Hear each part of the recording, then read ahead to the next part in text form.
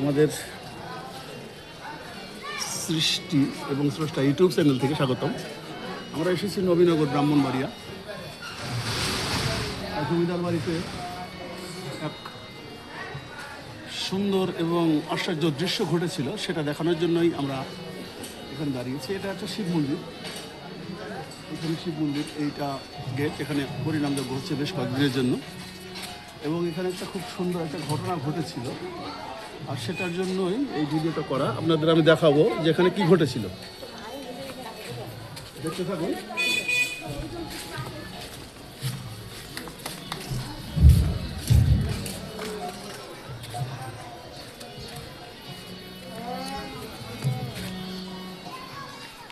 এই যে পুকুরটা দেখতে পাচ্ছেন, এই পুকুরের মাঝখানে দেখেন ওই যে ওখানে দেখা যাচ্ছে একটা স্তম্ভ।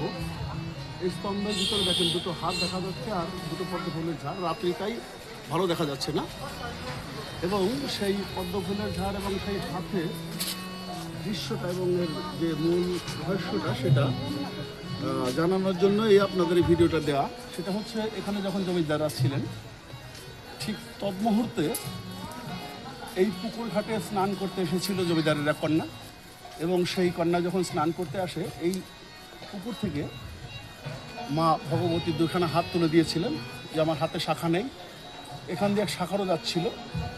তখন সেই মেয়ে শাখারোকে বলেছিল আমাকে এক জোড়া শাখা দাও, দুজোড়া। তখন সেই জমিদার কন্যা সেই দুজোড়া শাখা আমার মায়ের হাতে পরিয়ে দিয়েছিলেন, এবং সেই মায়ের হাতে শাখা পরানোর পরে তখন বলেছিল টাকা কোথায় পাবো, যে টাকা গিয়ে দেখো তোমার বাড়িতে একটা কৌটার ভিতরে টাকা আছে, এনে তাকে দিয়ে দেবে। ঠিক জমিদারের কন্যা যখন বাড়িতে গিয়েছিল, তখন বাড়িতে যাবার পরে সেই জমিদার তাকে প্রশ্ন রেখেছিল তুমি মিথ্যা কথা বলছো কি না। জমিদার তখন মেয়েকে যাচাই করার জন্য কথাটা বলছিলেন। মেয়ে বলেছিল না, মিথ্যা কথা বলেনি বাবা। উনি বলেছেন যে অমুকের জায়গায় একটা তাকের উপর একটা কৌটা আছে, দেখো সেখানে টাকাটা আছে।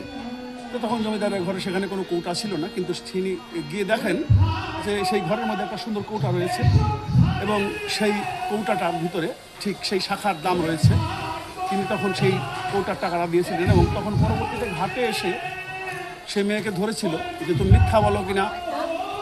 সেও হতেই পারে যে মেয়ে টাকা বাবার কাছে মিথ্যা বলে নেবে। তখন সে মেয়ে যখন এই পুকুরের কাছে এসে যখন মা ভগবতীর কাছে কান্না করে বলেছিল মা আমার বাবা আমাকে বিশ্বাস করছে না, তুমি কৃপা করে আমাকে তোমার দর্শন দাও। তখন সেই মা ওই যে দেখুন, ওই যে দেখা যাচ্ছে দুইটা হাত, তখন সেই পুকুরের থেকে মা দর্শন দেননি, কিন্তু দুইটা হাত তুলে দিয়েছিল।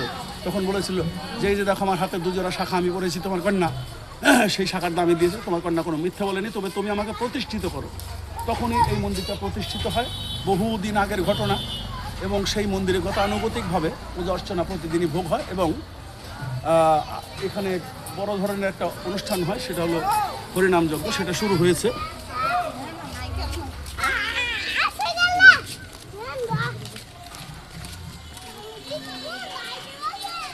সেই হরিনামযজ্ঞটা শুরু হয়েছে দেখেন ফ্ল্যাক্সার, এবং সেই হরিনামযজ্ঞের আজকে ভাগবতীয় কথার তৃতীয়তম দিন, এবং আজকে অধিবাস হবে। আগামী দিন আমাদের এই মা বড়দেশ্বরী মন্দিরে নাম সংকীর্তন শুরু হবে, সেহেতু এই ডেকোরেশন করা হয়েছে। আসুন আমরা সামনে পুরোপুরি দৃশ্যটা দেখাবো, দর্শন করে মা বড়দেশ্বরী মন্দির অত্যন্ত জাগ্রত।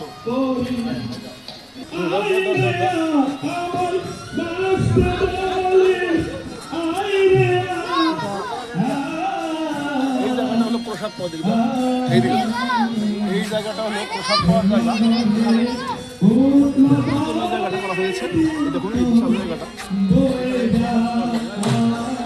ভিডিওতে লাইভে দেবো, আপনি লাইভে দিলে দেখতে পাবেন যে কত পরিমাণ লোক এখানে এই অনুষ্ঠানে হয়। আজকে ভাগবতী মনে করেন কমপক্ষে 1000, 2000 বা 3000 লোক হবে এই ভাগবতী অনুষ্ঠানে।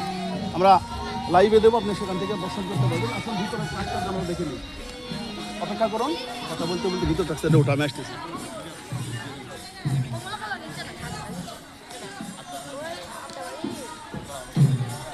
দেখতে পাচ্ছেন এদিকে সকল ভক্তবৃন্দের জন্য প্রসাদের আয়োজন চলতেছে। মায়ের কৃপায় অনেক ভক্তবৃন্দের প্রসাদের আয়োজন হয়।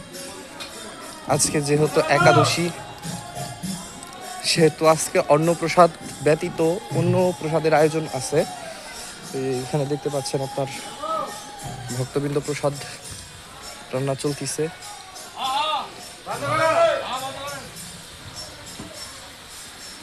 দেখতে পাচ্ছেন প্রসাদ হচ্ছে।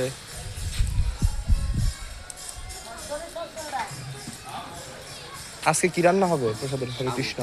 সাবু কি? সাবুর খিচুড়ি। সুন্দর একটা পরিবেশ, যদিও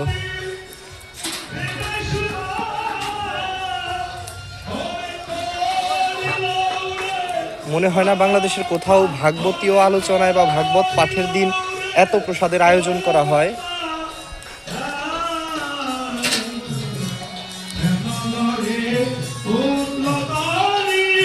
আরো দেখতে পাচ্ছেন মন্দিরের ভিতরের স্তম্ভ আদি।